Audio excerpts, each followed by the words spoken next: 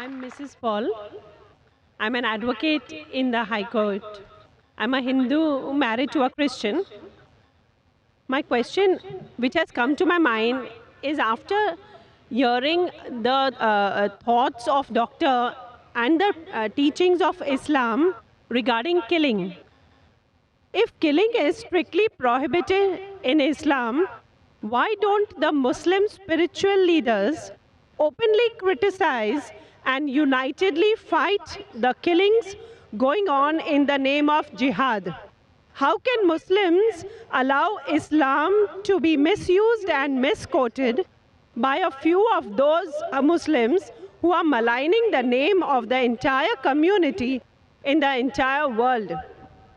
Asked a very good question. She said that she was impressed with the teaching of Islam, that Islam is against killing innocent human beings. But how come all the Muslim leaders don't get together and condemn the killing that is going on in the name of jihad? And just because of few black sheep, Islam is being maligned. Sister, for the detailed answer, you should listen to my last talk in the last conference, 1 year back in November 2008. My final speech of the second International Peace Conference was Media and Islam, War or Peace. The main thing to blame, it is the media. It is the media which picks up black sheep of the community and they portray as though they're exemplary Muslims. It is the media.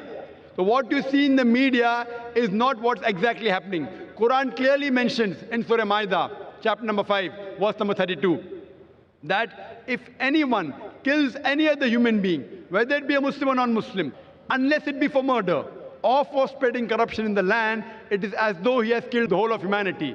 And if anyone saves any human being, it is as though he has saved the whole of humankind. So killing any innocent human being is a sin in Islam. Not only is it a sin, it is as though you have killed the whole of humanity. So anyone killing, you find cases taking place, going on the street and a bomb blast takes place, etc. Killing innocent human being is totally prohibited.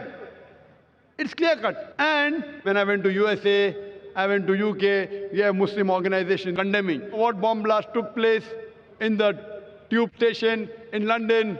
We condemn it. I went to America, I found some of the Muslim organizations condemning what's happening in 9/11. I agree with them. I agree with them. What happened in 9/11? A few thousand people killed. It is to be condemned. Who did it? I don't know. I'm not saying Muslims did it. It is the media which is saying there's no proof at all. There's no proof. But whoever did it, there are, if you go on the internet, you have various documentaries showing that it was a government job, inside job. George Bush did it. I don't know who did it. Whoever did it, killing thousands of innocent human beings in 9/11, in the Twin Tower bombing, is to be condemned. More than 50 people killed in the tube bombing in London is to be condemned. More than 100 people killed in Bombay in July, a couple of years back, in the train bombing in Bombay is to be condemned.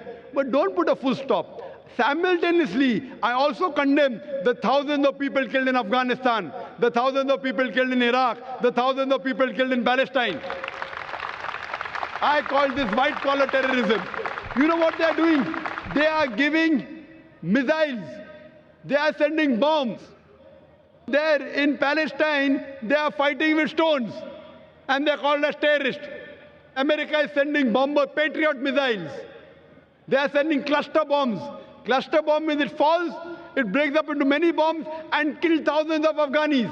For what? It is a coward act. What we find, it is the media which is portraying. Media which is portraying that Muslims are doing this. I do know there are black sheep, sister. There are black sheep in a community. There are black sheep in every community. Indian media talks about Kashmir. How often do they talk about Assam?